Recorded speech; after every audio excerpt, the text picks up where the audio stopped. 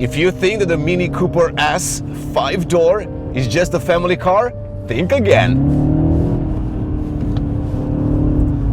I'm in Barcelona today to test the all-new F65 Cooper S with the JCW Trim. So let's start right there. What's the JCW? Well, in BMW terms, it's essentially the M performance version of a base model. So somewhere in between a base 3 Series and the M3. So that will be an M340i. So that's exactly what the JCW Trim is for the MINI brand, because we do have John Cooper Works models, which we'll be testing in the future as well. There is a caveat though. This particular 5-door Cooper S will not get a full-on JCW model. Nonetheless, there were quite a few upgrades done to this car to bring everything up quite a bit in terms of sportiness and driving dynamics. So let's start with that. So if you're getting the JCW Trim, the car is going to come with sportier springs compared to, let's say, a base flavor model. The stabilizer and the dampers are also different, and of course the steering has been adjusted also for additional driving dynamics. Visuals are equally important, so on the outside, you'll have a chance to see the car from the outside when I step out. You're going to see quite a few bits that differentiate this JCW Trim from any other base trims. Now let's talk a little bit about the power in this car. So it's using the B48 2.0 liter engine, delivering 204 and 221 pounds-feet of torque. That's enough to take this car from 0 to 100 kilometers per hour in about 6.8 seconds.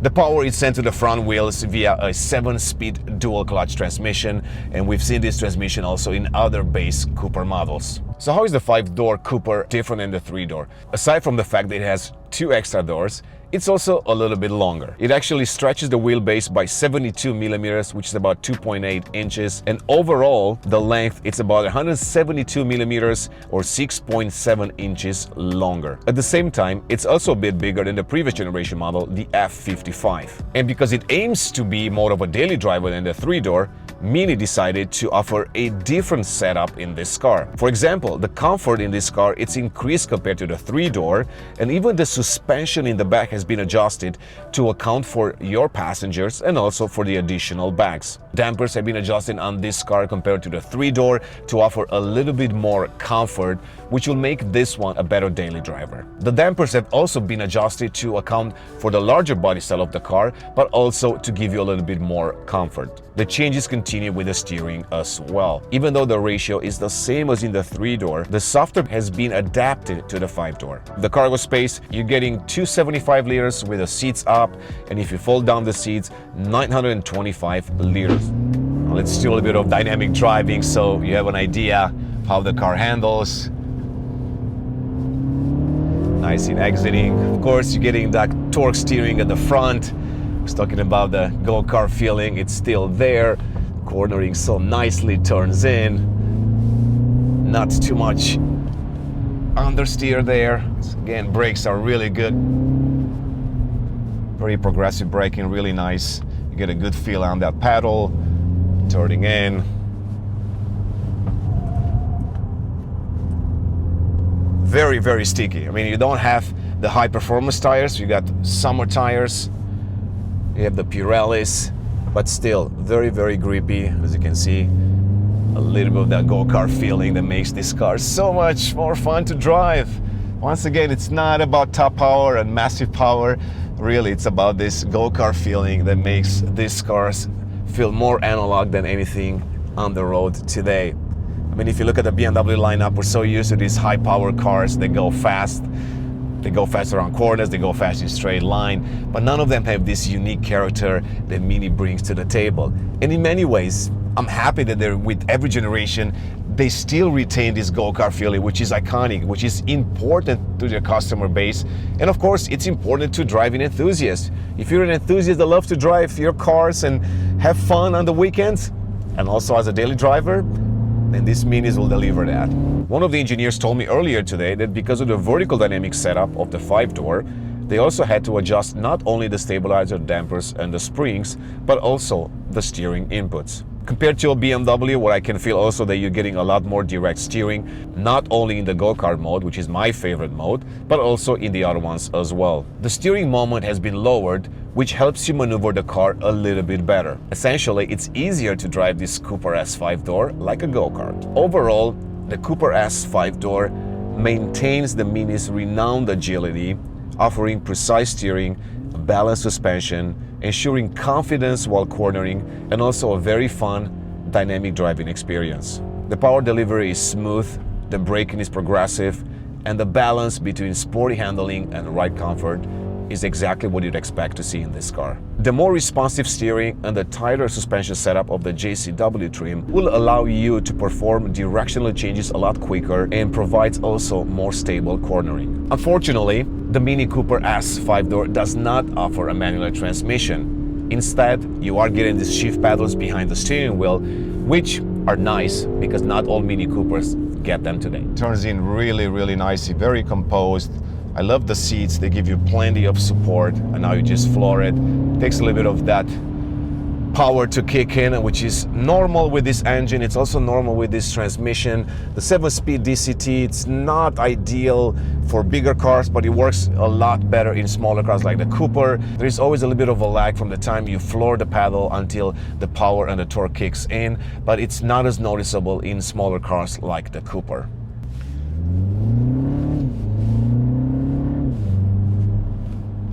Engine sounds exactly like you'd expect from a B48. Of course, there's a little bit of a fake sound inside the cabin, which I'm okay with.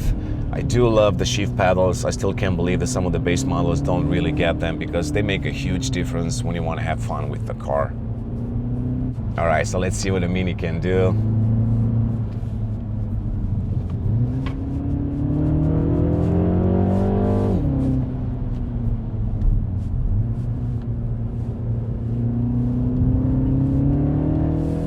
Oh yeah, this is so much fun. I love small cars.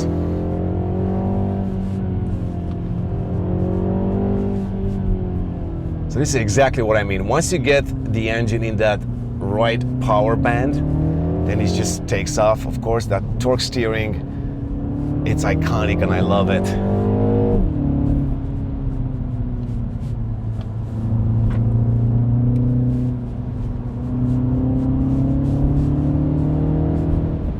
The car is quite stable on the road. I mean, I can feel the suspension doing a lot of work, especially on these nice curvy roads.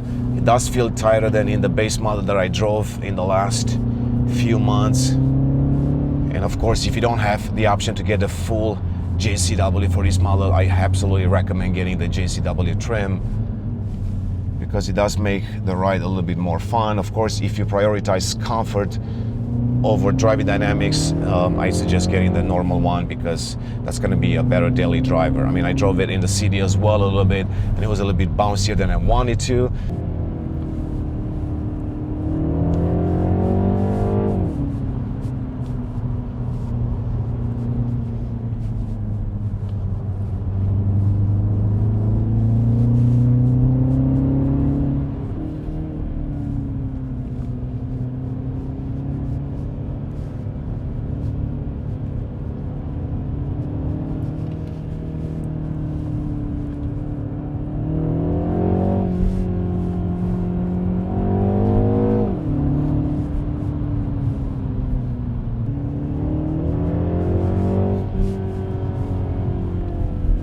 With this engine, what I like to do is actually to keep it in higher revs. You can hear that I'm not shifting too often because once again, in combination with that 7-speed DCT, to get the best performance out of it, absolutely keeping in higher gears. And of course, in the go-kart mode, you're not gonna feel that lag. So I guess that's something that I absolutely recommend you trying in case you go into the softer setting and you realize there's a little bit too much turbo lag. This beefy steering wheel feels really great in hands. It's actually quite direct, really precise inputs. But of course, you might have heard that, so because the suspension is a little bit stiffer in this one, you will feel the imperfections in the road a lot more than in the base model. But that's a trade-off I'm willing to take. Really nice cornering. This is such a great car. Honestly, I didn't have any expectations going in, but absolutely fun to drive. If it was my choice between the 3-door and the 5-door, I'll pick this one because I feel like the compromise, it's very minimal. You get the practicality of 5-door, a little bit more space, more trunk space as well. And honestly, you will make this car more of a jack of all trades. You can use it as a daily driver, as a family car, but of course as a fun weekend car as well. You can also put it on the track if you want to. I'm sure you'll have a lot of fun with this one. In this review, I'm not going to touch too much on all the mini things. We've talked about this in the past. So just briefly, the interior, of course, the stand-up piece, it's the OLED, the round screen operated by OS 9. It's a lot more responsive than before. I was testing this earlier to see if they've done any improvements. So you can see there isn't much lag. It wasn't great when it came out, but it looks like they've done some updates to it and it's a little bit better. I'm going to pull over right now. Take a quick look at the design of the JCW Trim on the MINI Cooper S 5-door. Chili red color, of course, always stunning. But if you look at the front, you have this blacked out badge specific to the trim. You have this really nice racing stripes on the hood. Then of course, more John Cooper Works logos right there. And the grille, it's also different than on the regular model. From the side, you can see the JCW logos also on the black calipers, which are specific to the trim. You have these very cool looking wheels, 18 inches in size with summer tires. You have more blacked out piano black elements, also part of the trim right there. And you can see the size of the car, slightly larger than the 3-door, both in wheelbase and length. You have this spat right there, which gives the car some additional aggressiveness and sportiness from the side. And of course, all these blacked out elements go really nice with the color. I mean, it's such a beautiful color. Roof spoiler to help with downforce and added fun. It's actually pretty cool looking, honestly. And of course, you have these new taillights. You can customize the graphics inside. You can have the Union Jack flag in different settings as well. And of course, this diffuser that doesn't show the pipes. Some of you might have spotted also the S logo in red. Now let's look inside. Of course, more JCW emblems on the door sill right there. You have one on the steering wheel. This really nice red stitching all around. Even that strap is really cool looking. Seats, same theme, black, gray, and red stripes. And of course, you have the OLED screen, round screen. Best part, you have these shift paddles that I miss in the other Cooper models. Space-wise, as you can see, I adjusted my seat right there, and there isn't a lot of space right behind me. In fact, it actually has the same space almost as the outgoing model, if not identical. I put that seat back only so I can install the camera, but you can see on this side, basically, that with my seat adjusted, there isn't a lot of room. So, with that being said, let's continue driving. And I'll talk a little bit more about the car and what it offers, and I'll give you my final thoughts. The 18-inch tires are a little bit noisy, something that I would expect to see from that particular tire. Of course, you can change this if you want. Like I said, there is a high-performance tire as well. But just rolling down this little highway here, I can hear a lot of the road noise. The feedback, it's good though. You get a lot of feedback coming from the road through the steering column, so that's great. But nonetheless, the cabinet's a little bit noisier because of these tires. Tech-wise, it doesn't come with all the driving assistant features you will see in higher-end BMWs, mostly because it's a costly package to put together. You need additional lidars, you need more sensors, more cameras, and so on and so forth. And of course, that's going to bring the price up on these minis. Secondly, you'll have to adjust the design to accommodate that as well. It's a smaller package, so it becomes a bit more complicated. But there are some basic driving assistant features, which is nice for a car in this segment. So essentially, you can do a little bit of hands-free driving with this car as well. Head-up display is the same one that you've seen in previous generations, so really no major updates there. Kind of sticks back up and it gives you the same field of view that you've had before.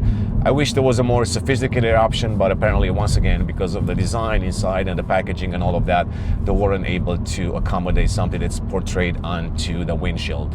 And I mentioned the driving modes. Actually, Mini calls them experiences, so you can flip between them and see different ones. Always in the go-kart mode, but you can personalize this car quite a bit. So I'm on a little stretch of highway, so I can activate this driving assistant features, use the mode on your steering wheel, and then you push IO to confirm, and essentially you can let this car steer by itself. As you can see, it also does the braking for you, and then every 10 seconds or so it tells you to take over steering. It's essentially a level 2 integration, something that we've seen in some BMWs, even though the latest ones have level 2 plus and even level 3 in the BMW 7 Series in Europe. So allow me to end this video by answering one of the main questions people usually have when it comes to the new Minis. Is it still a Mini? Does it still have the iconic go-kart feeling? And the simple answer is yes. There is a caveat though. If you're a new customer to the brand, you will absolutely enjoy this car, especially with the JCW Trim. It will put a smile on your face, it will make for a good daily driver, and for a very, very, very fun weekend car. Now, if you're an old school Mini head, then probably you'll be a little bit disappointed. Not necessarily because the car is not capable or because it doesn't have the go-kart feeling, but mostly because it's different. The cars are getting bigger and bigger with every generation. So if you go back to the R generation, then of course this car will feel different. That car, it's always going to be more analog, more engaging, more fun to drive. It's a smaller car, completely different transmission, completely different setup. So of course that car will give you a different driving experience. But for new customers to the brand, this is really a really compelling product. And just like a Swiss Army knife, this car offers everything you need in your motoring life. Thanks for watching.